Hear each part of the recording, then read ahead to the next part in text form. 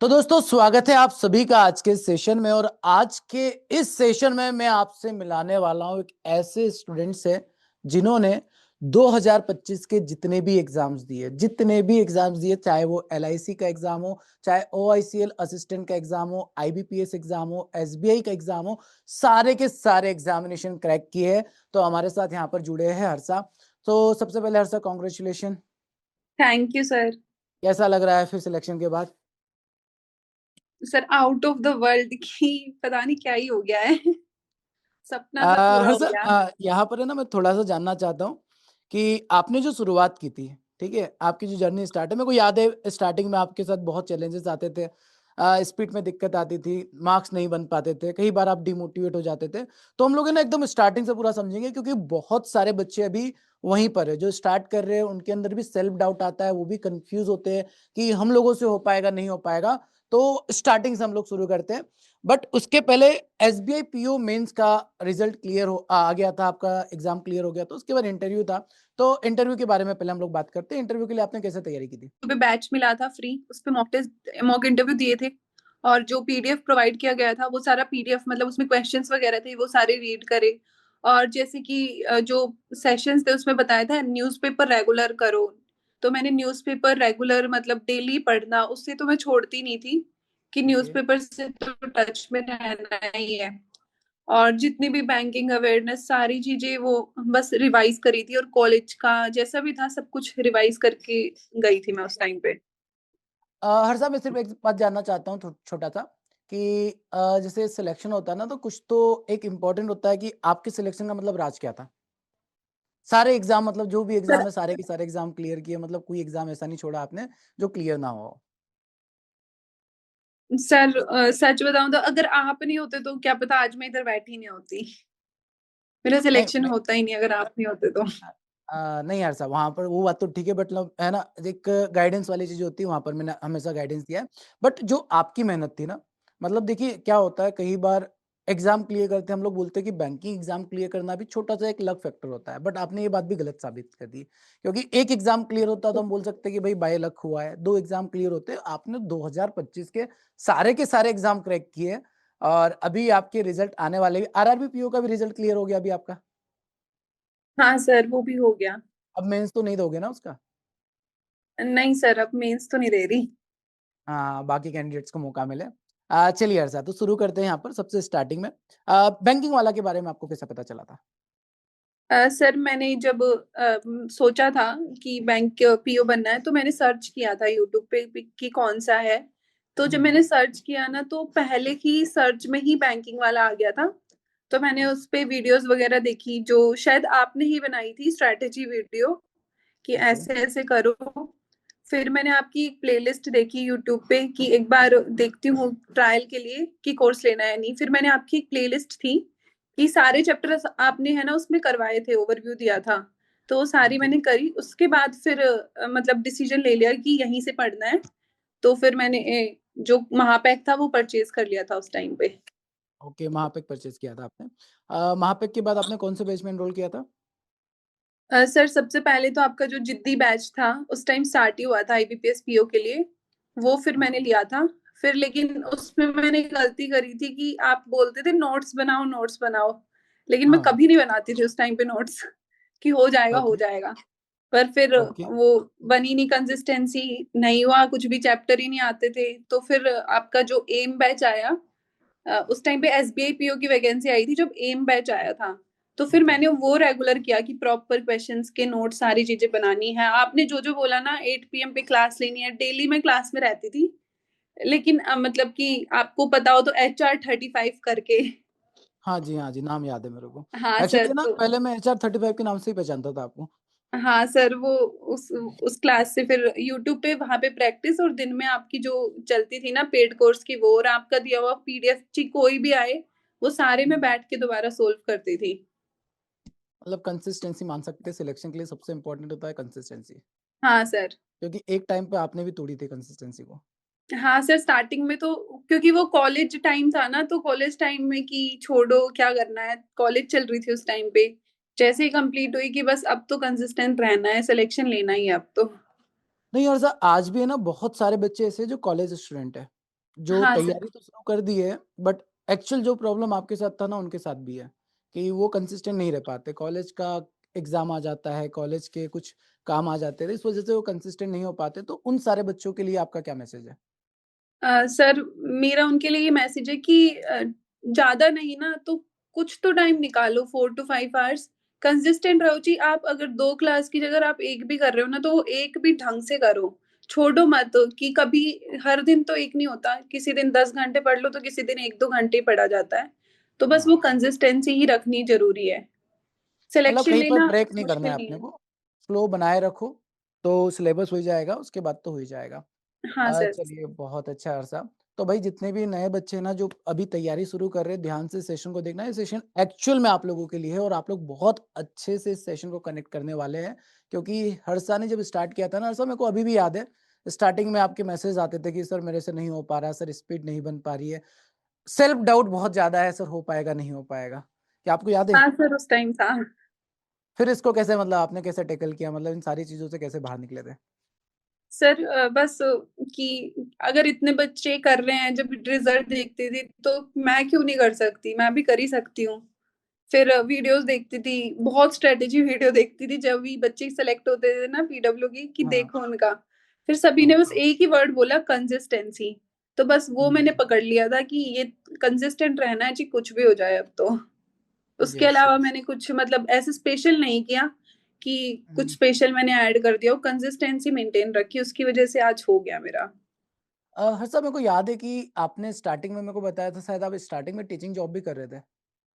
हाँ सर, मैंने third year का जब एंड था, उस टाइम पे हुँ। मैंने जॉइन करी थी कि ओके, मतलब कि उस टाइम पे कि फैमिली के ऊपर बहुत प्रेशर था, तो मैंने एक स्कूल थी उसमें जॉइन करी थी एज़ इंग्लिश और मैथ्स टीचर। ओके। मतलब आपका कॉलेज भी चल रहा था, कॉलेज के साथ आपका जॉब भी था और जॉब के साथ आप तैयारी भी कर रहे थे। हाँ सर। तो भैया अब तो कोई बहाना मतलब आपका नहीं चलने वाला, बाकी बच्चे ध्यान से सुन लो। कुछ बच्चे हर शाम से बोलते हैं कि सर हमारा जॉब रहता है तो जॉब के साथ तैयारी करना मुश्किल है। कुछ बच्चे कहते थे कि कॉलेज रहता है, कॉलेज के साथ तैयारी करना मुश्किल है। आपके पास तो कॉलेज भी था, जॉब भी था और तैयारी भी थी। तीनों चीज़ें साथ में होने के बाद अगर आप कर सकते हो तो ये बहुत बड़ा एक एग्ज़ाम्पल सेट किया है आपने कि यार कोई एक्सक्यूज़ नहीं होना चाहिए लाइफ़ में। मतलब जो हाँ सर। सिलेक्शन अगर आपने सोचा है, कंसिस्टेंट रहकर मेहनत करते हो ना तो सिलेक्शन तो मिल ही जाता है। हर्षा यहाँ पर है ना हम सब्जेक्ट वाइज़ थोड़ी-सी आपकी स्ट्रैटेजी के बारे में जानना चाहेंगे। एक-एक सब्जेक्ट के बारे में जानते हैं कि क्या स्ट्रैटेजी आपने फ़ॉलो किया था मतलब जो आपको लगा? अभी कोई भी बच्चा अगर तैयारी कर रहा है, तैयारी करने के बारे में सोच रहा है, तो उसके लिए क्या स्ट्रैटेजी होना चाहिए? तो सबसे पहले हम लोग बात करते हैं अपने ही सब्जेक्ट की, क्वांट की। आपको क्या लगता है क्वांट का कितना इम्पोर्टेंट रोल होता है सिलेक्शन में और आपकी स्ट्रैटेजी क्या थी? सर क्वांट का रोल तो देखो काफ़ी होता है, क्योंकि क्वांट ऐसे है कि बच्चों को लगता है हार्ड है, पर वो हार्ड नहीं है। बस उसकी कंसिस मैंने क्या किया था कि स्टार्टिंग में मैंने एक मॉक टेस्ट लगाया था। पहले तो देखा कि क्या-क्या आ रहा है, क्योंकि ओवरव्यू होना चाहिए। फिर जो भी जैसे भी सारे चैप्टर थे उनको प्रॉपर मैंने आपका पीडीएफ दिया हुआ 4-4 5-5 बार सोल्व किया एक-एक पीडीएफ, कि उसपे ओके, क्वेश्चंस पे स्पीड आ जाए टाइमर लगा के। तो और जितने भी मतलब कि फिर मॉक टेस्ट बहुत ज्यादा दिए मैंने, जो क्वांट के स्पेशल सेक्शनल लगाती थी मैं, कि इस क्वांट ओके। में स्पीड आए, क्योंकि स्पीड सबसे इम्पोर्टेंट है। और मेरा मेन फोकस मेरे से जो ये स्क्वायर क्यूब इतने मैं याद नहीं रख पाती थी, तो मेरा मेन फोकस एरिथमेटिक की साइड था। मैंने एरिथमेटिक मतलब इतना स्ट्रॉन्ग कर लिया था कि पेपर में मैं मेन उसी पे फोकस कर लूं। मतलब आपने अपनी कमजोरी को ही ताकत बना लिया था। हाँ सर। अरे वाह! बहुत शानदार। मतलब आज के डेट में देखता हूँ ना बच्चे सबसे ज़्यादा परेशान होते हैं स्पीड को लेकर से स्पीड नहीं बन रहा है और आपने सीधा अटैक किया अरिथमेटिक के ऊपर, अरिथमेटिक को स्ट्रॉन्ग किया तो बाकी चीज़ें बन गई थी। ठीक है, इसके बाद बात करते हैं अपन नेक्स्ट सब्जेक्ट रीज़निंग के बारे में। रीज़निंग में आपकी क्या स्ट्रैटेजी थी? सर रीजनिंग में मैंने सचिन जो सर है ना, उनकी क्लासेस ली थी इधर। तो ओके, सचिन सर के जो भी सचिन सर की मैंने प्रॉपर नोट्स वगैरह बना के, और रीजनिंग तो है ना, पता नहीं मुझे क्यों इंस्टेंट क्लिक हो गई थी। मुझे बस क्वेश्चन सॉल्व करने थे, तो मैं जो सर काफी पीडीएफ देते हैं, और हाँ, पीडब्ल्यू की लाइब्रेरी में भी डेली पीडीएफ आते थे, तो मैं डेली वो सॉल्व करती थी। और सर की पजल की सेशंस यूट्यूब पे 11-11 घंटे की क्लासेस, वो भी मैंने पूरी ली है रीजनिंग के लिए, कि मेरी वो ओके। स्ट्रॉन्ग हो जाए। हाँ, नहीं ये तो सचिन सर का तो है ही कि सचिन सर से एक बार रीज़निंग पढ़ ले उसके बाद किसी बच्चे को रीज़निंग में दिक्कत आती नहीं है।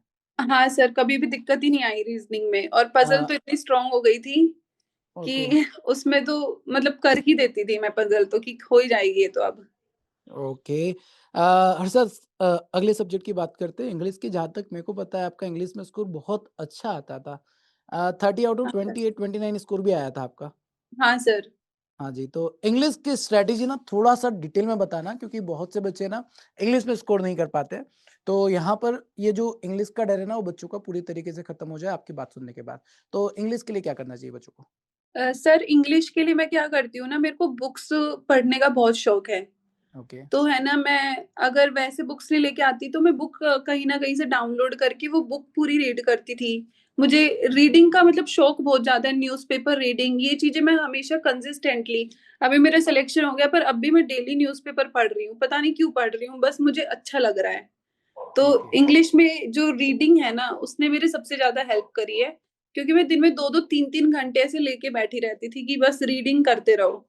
और वो कैब तो रीडिंग करते करते स्ट्रांग हो ही जाती है इंग्लिश में, बस वो रीडिंग अगर स्ट्रांग कर ली ना किसी ने, तो अच्छी तरह पूरा पेपर समझ में आने लग जाता है, क्योंकि रीडिंग के बेसिस पे ही है बैंक की पूरी, और कुछ नहीं है उसमें। और सब्जेक्ट वगैरह मैंने टॉपिक वाइज कुछ नहीं पढ़ा इंग्लिश में ऐसे, बस एक बार ये ओवरव्यू देखा कि कैसे एरर्स निकालते हैं, जो यूट्यूब पे क्लासेस होती थी, बस उससे एरर वगैरह देखे और फिर खुद करने लग गई थी कि डेली। और अभी तो कुछ महीनों से जब एग्जाम था, मैं डेली इंग्लिश का सारे सब्जेक्ट्स का मॉक टेस्ट लगाती थी, तो इंग्लिश का भी मैं लगाती थी अलग से, कि उसमें जो भी गलतियां वो मैं रिपीट ही ना करूँ दोबारा। तो इंग्लिश तो हमेशा ही ऐसे टॉप सब्जेक्ट, उसी की वजह से मेरे को लग रहा है सिलेक्शन हो गया मेरा। इंग्लिश आपका खुद से ही आपने मतलब रीडिंग कर करके ही इंग्लिश को स्ट्रांग बना लिया, और फाइनली मतलब हाँ, मेरे को याद है आपके इंग्लिश के मार्क्स हमेशा याद है। और ये भी याद है कि लास्ट ईयर आपका जो एग्जाम में सिलेक्शन नहीं हुआ, वहाँ पर इंग्लिश के नंबर थोड़े से कम हो गए थे। सर लास्ट ईयर मेरे इंग्लिश में सर मेरे ऑलमोस्ट सेम थे, मैंने 26 करे थे और मेरे 24 स्कोर आया था मेंस में। ओके, ओके, ओके, ओके, ठीक है। मतलब हाँ। ओवरऑल देखा जाए तो आपका कहना मतलब है कि सर रीडिंग अगर स्ट्रांग कर ली, तो हमारा जो इंग्लिश है वो वाला कवर हो जाएगा, और इंग्लिश में अगर हमारे मार्क्स अच्छे होते हैं तो सिलेक्शन लेना आसान हो जाता है। चलिए, हाँ बहुत सर। शानदार। तो सबसे पहले आपने जब तैयारी स्टार्ट की थी, इन 3 सब्जेक्ट को बहुत स्ट्रांग किया था, राइट? सर एक तो मैंने, हाँ हाँ, इनको स्ट्रॉन्ग किया था। ठीक है। तो इसके बाद बात करते हैं जीए। जीए कब पढ़ना आपने शुरू किया था, और जीए की स्ट्रेटजी क्या थी आपकी? सर जीए लास्ट ईयर तो किया था, बट इस साल का जितना मुझे याद है, 1 दिसंबर से मैंने स्टार्ट कर दिया था जो लास्ट था। और अभी तक मेरा कंटिन्यू था, डेली बेसिस पे करंट अफेयर की क्लास लेना, और उसके हुँ, नोट्स प्रॉपर मेंटेन रखना। लिखती नहीं थी मैं, बस मैं वो पीडीएफ मिलता था वो प्रिंट आउट निकाल लेती थी उसका, और डेली उनको मतलब रिवीजन जितनी बार मैं कर पाती थी। ओके, मतलब पीडीएफ डाउनलोड कर लेते थे, पीडीएफ से रिवीजन करते रहते थे आप। हाँ सर। ओके। हर्षा, एक सबसे इम्पोर्टेंट सवाल जो मेरे पास है ना हमेशा क्लास में आता है। सर कई बार है ना टाइम मैनेज नहीं कर पाते हम लोग, है ना? जैसे पढ़ना होता है, 4 सब्जेक्ट हो जाते हैं, मैथ भी पढ़ना, रीजनिंग भी पढ़ना, इंग्लिश भी पढ़ना, जीए भी पढ़ना, क्लासेस भी करना, क्लासेस के नोट्स भी बनाना, उसका रिवीजन भी करना, फिर प्रैक्टिस भी करना। तो कई बार है ना स्टूडेंट टाइम नहीं निकाल पाता, है ना? सेम प्रॉब्लम हाँ आपके साथ भी स्टार्टिंग में हुआ ही होगा। तो इसको कैसे टैकल किया था आपने? सर मैं मतलब कि है ना, ऐसे करती थी कि स्लॉट्स बना देती थी, कि 2 से ढाई घंटे सिर्फ मैथ्स करना है इतने टाइम की, उससे ऊपर फिर दूसरे एक बार सब्जेक्ट को स्टार्ट कर दो। अगर रात को टाइम बचता है तो एक्स्ट्रा कर लो, मतलब जो बेसिक वाला जो था ना कि बेसिक कवर कर रही हूँ, उसमें मैं टाइम स्लॉट डिवाइड कर रखे थे, 2-2 ढाई ढाई घंटे के, कि सबको इतना इतना देना है। और जब क्लास का हो जाए तो उसके बाद इंस्टेंट अपने सॉल्व करने बैठ जाओ। रात का जो टाइम होता था ना, 8 से 12 का, वो मेरा सिर्फ सेल्फ प्रैक्टिस टाइम होता था, कि इसमें मेरे को ना क्लास लेनी है ना कुछ, बस खुद प्रैक्टिस करते रहो। ओके, ठीक है। तो हर्षा, ये तो बात हो गई आपकी पूरी कंप्लीट प्लानिंग की, किस तरीके से आपने प्लान किया था और फाइनली रिजल्ट किस तरीके से आपने निकाला था। और सबसे बड़ा अचीवमेंट तो आपका ये है कि इस साल आपने जितने भी एग्जाम दिए हैं, है ना? मेरे को भी बहुत ज़्यादा खुशी है इस बात को शेयर करने में आप सभी बच्चों के साथ कि हर्षा ने इस बार जितने भी एग्जाम्स दिए हैं ना, सारे के सारे एग्जाम्स क्लियर किए, और ये बहुत बड़ा अचीवमेंट है। मतलब हम कई बार ये सोचते हैं ना कि क्लर्क निकल जाता है कुछ बच्चों का। अब तक मैं भी हर्षा यही बोलता था बच्चों से कि कुछ बच्चे क्लर्क निकाल देते तो पीओ नहीं निकलता, क्योंकि बच्चे मिले बहुत सारे हैं। कुछ पीओ निकाल देते तो क्लर्क नहीं निकाल पाते, क्योंकि क्लर्क में स्पीड बहुत चाहिए होती है और पीओ में कॉन्सेप्ट चाहिए होता है। और हाँ आपने तो सारे के सारे ही एग्जाम फोड़ दिए, कुछ बचने ही नहीं दिया। चलिए बहुत अच्छी बात है हर्षा ये। हर्षा यहाँ पर तो हम लोग बात कर लिए सब्जेक्ट वाइज़ तैयारी की। अब है ना बहुत से बच्चों का ये कहना होता है इंटरव्यू और साइकोमेट्रिक से थोड़ा उनको डर लगता है कि सर इंटरव्यू, जीडी वगैरह से हमको थोड़ा डर रहता है। तो हम लोग है ना एक-एक करके इस पे बात करेंगे। सबसे पहले जानते हैं साइकोमेट्रिक टेस्ट क्या होता है, कैसे होता है और किस तरीके से होता है? सर साइकोमेट्रिक टेस्ट में ऐसा कुछ पढ़ने का कुछ भी नहीं है, उसमें बस आपकी पर्सनैलिटी जान रहे हैं वो, कि एक सिचुएशन दे दी, उसमें आप एग्री करते हो, नहीं करते। उसमें ऐसा कुछ नहीं है कि आपको स्कोर मिल रहा है, वो अपना जो माइंड है ना नॉर्मल आप जिस सिचुएशन में करने वाले हो बस वो ही करना होता है।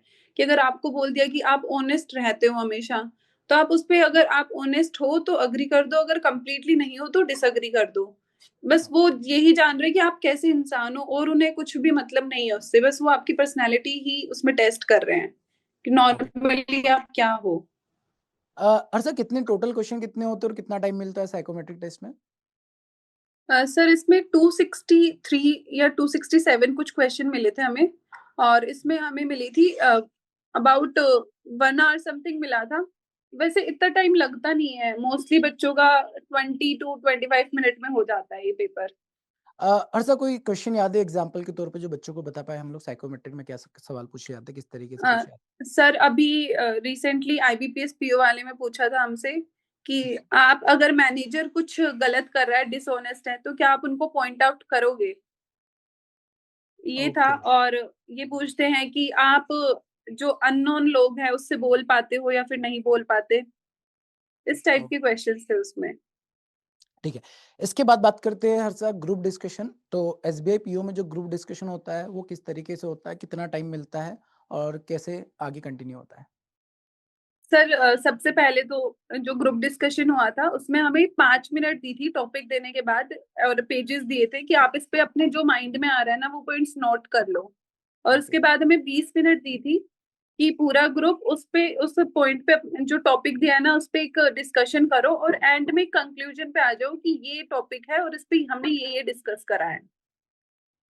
ओके। तो आपका कैसा रहा था ग्रुप डिस्कशन? सर मेरे को लग रहा है बेनिफिट इसलिए हुआ कि डिस्कशन स्टार्ट करने वाली ही मैं थी, कि टॉपिक को इंट्रोड्यूस किया पहले तो कि ये टॉपिक है और ये होता है उसमें। तो मैंने काफी पॉइंट्स दिए थे, मेन यही है कि बहुत ज्यादा भी मत बोलो और बहुत कम भी मत बोलो, एक लिमिट में मेंटेन रखो। और मेन चीज ये थी कि जो सामने वाला बोल रहा है उसकी रिस्पेक्ट भी करो, लिसनिंग स्किल्स भी अच्छी होनी चाहिए, ये नहीं कि आप उसको काट रहे हो, बीच में बोलने नहीं दे रहे या फिर ऐसा कुछ हो रहा है। ओके। एंड फाइनल अब बात करते हैं इंटरव्यू। इंटरव्यू को लेकर तो बहुत ज़्यादा बच्चे मतलब मैंने देखा है कि कई बार ऐसा सोचते हैं कि सर इंटरव्यू राउंड को लेकर हम लोग थोड़ा नर्वस हो जाते हैं। तो इंटरव्यू आपका कैसा रहा था? मतलब जहाँ तक आपने मेरे को तो बता ही दिया था, बाकी बच्चों को एक बार बताएँगे आपका इंटरव्यू कैसा था? सर इंटरव्यू में है ना, पैनल पैनल को है ना आपसे कोई वो पर्सनल कुछ नहीं है, वो बहुत अच्छे होते हैं। आप आंसर नहीं भी देते ना, जब भी वो कुछ भी नहीं बोलते, वो वहां पे नॉर्मली आपको आंसर भी बता देते कि ये है। ना ही वो रूड होते ना ही कुछ। मैं जैसे कि मैं गई थी, तो मैंने सबसे बड़ी गलती मैंने ये कर दी थी कि मैंने गेट अपोजिट साइड खोला था। तो वो ओके, लोग मतलब मैं घबरा गई थी कि ये मैंने क्या कर दिया। अब आवाज आई थी गेट में, बट पैनल उस पे हंसने लग गए थे, उन्होंने माहौल बिल्कुल नॉर्मल कर दिया था उस टाइम पे मेरे लिए कि कुछ भी नहीं है। और ऐसा इंट्रोडक्शन वगैरह तो उन्होंने कुछ नहीं पूछा, और नॉर्मली मतलब कि क्वेश्चन पूछते गए, और एक दो क्वेश्चन मेरे को नहीं भी आए थे, बट उन्होंने बस ऐसे ही बोला कि ये वहां पे ये हुआ था, सारी चीजें डिटेल में बता देते हैं वो कि ऐसा हुआ था। क्योंकि कई बार ये होता है कि आप बोल रहे हो ना, वो बीच में आपको रोक भी देते हैं, क्योंकि वो वहां पे ये टेस्ट कर रहे हैं कि वो बताना चाह रहे हैं आपको, वो खुद भी बोलना चाह रहे हो उस चीज पे, कि वहां भी टेस्ट होती है आपकी स्पीकिंग स्किल्स और आपकी लिसनिंग स्किल्स, दोनों ही टेस्ट करते हैं वो वहां पे बैठ के। ओके। तो मतलब ये कह सकते हैं हम लोग कि इंटरव्यू खुद पैनल आपकी मदद करता है कि आपका हाँ इंटरव्यू सर। बहुत अच्छा चला जाए। हाँ सर, मदद करता है किसी भी, मैंने एसबीआई पीओ में भी यही देखा और आईबीपीएस पीओ के टाइम पे भी यही था, कि वो लोग ओ हेल्प करते हैं अगर आपको कुछ नहीं आ रहा हो तो। तो हर्षद जहाँ तक है ना मैं थोड़ा ऑब्जर्व किया था ना तो मेरे को ज़्यादा लग रहा था कि आपका आईबीपीएस पीओ में सिलेक्शन हो जाएगा, जाकि अभी आपने इंटरव्यू दिया है और वहाँ पर मैं पूरा श्योर हूँ कि वो एग्ज़ाम भी आपका क्लियर हो ही जाएगा। वहाँ पर भी आपकी एक सीट तो मिलने वाली है, बट वहाँ तो आप नहीं जाने वाले अब। नहीं सर, मेरा ड्रीम ही एसबीआई था। एसबीआई ही आपका ड्रीम था। मतलब सबसे अच्छी खबर मेरे को यही लगी कि हमारा जो सबसे बड़ा टारगेट था एसबीआई पीओ वही आपने क्रैक कर लिया, वही आपको मिल गया है, तो अब कहीं और देखने की ज़रूरत नहीं है। हाँ सर, और वो भी पहले अटेम्प्ट में, मेरा एसबीआई का पहला ही अटेम्प्ट था इस बार। हाँ, ये सबसे बड़ी चीज़ है हर्षा मेरे को याद है आप एलिजिबल नहीं थे ना? हाँ sir, SBI PO last time. Examination के लिए लास्ट ईयर एलिजिबल नहीं थे और जैसे ही एलिजिबल हुए, पहली ही बार में और एक नहीं दोनों पीओ निकाल दिए। हाँ सर। ओके, आरआरबी पीओ तो हो गया ऑब्वियसली बट मेंस का एग्ज़ाम अब आप देने वाले नहीं हो। हाँ सर। अदरवाइज़ वो भी निकल ही जाता है। तो हर्षा अब आगे की प्लानिंग क्या है? एसबीआई पीओ कंटिन्यू करने वाले हो? सर, अभी मेरे आगे की प्लानिंग है तो ज्वाइन तो करूंगी, लेकिन मेरा ओके। आरबीआई ग्रेड बी की तैयारी करने का एम है अभी फिलहाल तो, कि मैं आरबीआई ग्रेड बी की तैयारी करूं। नहीं, आपका एज भी अभी बहुत ज़्यादा नहीं है ना? हाँ तो अभी सर। तो आपके पास बहुत ज़्यादा अपॉर्च्युनिटीज़ है अपने आप को आगे ग्रोथ करने के लिए। तो बहुत अच्छी बात है, अभी कंटिन्यू करते रहो और सब कुछ आता ही तो है आपको, बस प्रैक्टिस करना है, मॉक टेस्ट लगाते रहना है, आगे बढ़ते रहना है। तो और कुछ बच्चों को बताना चाहें आप, जिससे उनकी बहुत मदद हो जाए? यार मेरे पास है ना मतलब जिस तरीके से मैंने आपको देखा है ना, मैंने आपको स्टार्टिंग में बताया था कि नहीं हो जाएगा, है ना? तो ये बातें मैं बाकी बच्चों को भी बताता हूँ, हर किसी को मैं यही गाइड करता हूँ कि हो जाता है। देखो, बैंक एग्ज़ाम क्लियर करना कोई डिफ़िकल्ट नहीं है। अगर आप कंसिस्टेंट हो जाते हो, डिसिप्लिन के साथ तैयारी करते हो, तो एग्ज़ाम तो क्लियर होता है। बट स्टिल कई बार क्या होता है ना कि बच्चा नहीं रह पाता है कंसिस्टेंट। वो क्या होता है ना कि एक टाइम के बाद उसके अंदर भी एक डाउट आता है, जैसे आपके अंदर भी आया था कि सर हाँ शायद सर। होगा, नहीं होगा। क्योंकि क्या होता है ना जब हम फेलियर देखते हैं ना, फेलियर को नहीं डाइजेस्ट कर पाते हैं। एक बार मैं फेल हो गया, 2 बार फेल हो गया तो उसके बाद लगने लगता है कि ये एग्ज़ामिनेशन मेरे लिए बना ही नहीं है और मैक्सिमम बच्चा मैंने देखा है जो कर सकता है, बट वो 1-2 फेलियर को देख के ही छोड़ देता है। तो आप उन बच्चों से क्या कहना चाहेंगे? क्या करना चाहिए उनको उस टाइम पे जब उनको फेलियर दिखे? क्योंकि आपने ये ऑब्ज़र्व किया आपके साथ भी एज़ इट इज़ हुआ ही है। सर, मतलब जिस टाइम पे मेरा आईबीपीएस पीओ मेंस नहीं हुआ था और एसबीआई हुँ, क्लर्क वाला, बुरा तो बहुत लगा था, लेकिन अंदर से ये था कि अगर यहाँ तक पहुंची हूँ, कुछ नंबर से मेंस तक पहुंची, प्रीलिम्स निकालना भी बहुत बड़ी बात है। आप वहां तक पहुंचे हो, इतने मार्क्स रह रहे हैं आपके, तो मेरे मन में वही था, अगर यहाँ तक हो ना तो कुछ नंबर ऊपर लाके मैं सेलेक्ट भी हो सकती हूँ, कि काबिलियत तो है, अगर हमने डिसीजन लिया है तो हमारे अंदर कुछ तो होगा ना, उसी वजह से ये चीज करने का डिसीजन लिया। अगर वो अंदर होती नहीं तो डिसीजन ही नहीं लेती मैं कभी। तो यस। बस वो ही माइंड में थी कि काबिलियत है, डिसीजन लिया है तो करके दिखाना है, जो चीज एक बार सोच ली ना, लाइफ में चूज कर ली, वो करनी ही है। मैं उस टाइप की हूँ कि जो ठान लिया ना वो करके ही रहूंगी, कुछ भी हो जाए। मतलब सिंपल सा फंडा है हर्षा का सिलेक्शन का, सारे एग्ज़ाम क्लियर करने का कि एक बार मैंने जो कमिटमेंट कर दी है, मतलब कर दी है, अब उसको पूरा करना है। इसके अलावा बच्चों मैं आप लोगों से बताना चाहूँगा मैंने हर्षा की तैयारी स्टार्टिंग से देखी है, उनका स्ट्रगल देखा है, उनके प्रॉब्लम्स देखे हैं, बहुत सारे प्रॉब्लम्स रहे हैं उनको जो हम लोगों ने अभी इस सेशन में कवर तो नहीं किया, बट मैंने देखा है उनको ना, मतलब किस तरीके से उन्होंने तैयारी की है। कई बार बहुत ज़्यादा टूट गए थे वो, उसके बाद वापस से बाउंस बैक किया उन्होंने, तैयारी कंटिन्यू करते रहे और पता है हर बार मतलब हर बार जब भी उनको लगता था ना कि यहाँ पर मैं फेल हो रही हूँ, वहाँ पर उन्होंने और अच्छा करके दिखाया है। तो यही चीज़ मैं आप सभी को भी समझाना चाह रहा हूँ यार कि देखो टाइम आपके फ़ेवर में शायद मे बी हो सकता ना हो। हो सकता है कि आज आपको लगे कि आज मेरे से एग्ज़ाम नहीं निकल रहा है, आज मेरा स्कोर नहीं बन रहा है, मेरी स्पीड नहीं बन रही है, बट सारी प्रॉब्लम्स हर्षा ने भी फेस की थी। बस वो कंसिस्टेंट रहे, डिसिप्लिन के साथ पढ़े, तैयारी की, सिलेक्शन लिया और आज आपके सामने है वो, ठीक है? तो आप लोगों को भी इसी तरीके से अच्छे से तैयारी करनी है, मेहनत करनी है, ठीक है? और जल्दी से हम लोग भी मिलेंगे सिलेक्शन लेकर, तो सभी लोग तैयार रहें, अपनी तैयारी को कंटिन्यू करें, मेहनत कंटिन्यू करते रहें। तो बाकी हर्षा बहुत अच्छा लगा आपसे बात करके। सर, मैंने भी पहली बार आपसे ऐसे मतलब सामने वीडियो कॉल किया है, मुझे भी हाँ, बहुत अच्छा लगा, और आप तो मेरे लिए एक रोल मॉडल की तरह हो, कि आपकी तरह बनना है, आपकी तरह सब कुछ करना है। नहीं हर्षा बहुत अच्छा लगा, मैं जब भी आपसे बात करता था ना, तो मैं हमेशा जैसे आपका एसबीपीयू का रिज़ल्ट आया ना, तो रिज़ल्ट आते से सबसे पहले मैंने आपको कॉल किया था। हाँ सर, मैंने देखा था। हाँ, तो आपने कॉल रिसीव नहीं किया तो मैं तो एक पल के लिए थोड़ा-सा डर गया था कि हर्षा का सिलेक्शन हुआ, नहीं हुआ, क्यों कॉल रिसीव नहीं कर रहे हैं। फिर आपसे फाइनली जब आपका कॉल आया, तो बस सोच ही रहा था कि हो जाए बस इस बार। क्योंकि वो होता है ना कि एक मेरे माइंड में बस ये चीज़ थी कि हर्षा आप है ना बहुत सारे बच्चों के लिए एक एग्ज़ाम्पल बनने वाले हो। एक हाँ जो सर। बच्चा है ना चैलेंजेस फेस करता है ना, वो सारे चैलेंजेस मैंने देखे आपके अंदर। जैसे आज मैं जब क्लास लेता हूँ ना बच्चों के कई बार मैसेज आते हैं, कई बार सर मेरी तो स्पीड ही नहीं बन पा रही है सर। सर मेरे अरिथमेटिक पढ़ता हूँ, अरिथमेटिक गायब हो जाता है। तो यहाँ पर आज के इंटरव्यू में सबसे प्यारी बात मेरे को ये लगी कि आपने ना क्या किया है कि जो कमजोरी थी उसी को ताकत बनाया है। मतलब बच्चे अरिथमेटिक में पीछे रहते हैं, आपने अरिथमेटिक को ही सबसे पहले स्ट्रॉन्ग कर लिया और वो अगर हो गया अच्छे से तो फिर बाकी कोई दिक्कत है ही नहीं। हाँ, क्योंकि मेन वेटेज तो उसी की रहती थी। और सर मेन चीज ये भी है कि बच्चे पूछते हैं बट वो इम्प्लीमेंट भी नहीं करते उस चीज को। आपसे बहुत लोग कि वो ये सोचते हैं कि छोड़ दो, क्या पता इससे नहीं होगा। वो 1000 जगह वीडियो देखेंगे, वो 1000 चीजें फॉलो करेंगे, हर एक दिन अलग अलग चीज फॉलो करते हैं, वो एक चीज पे रहते ही नहीं है।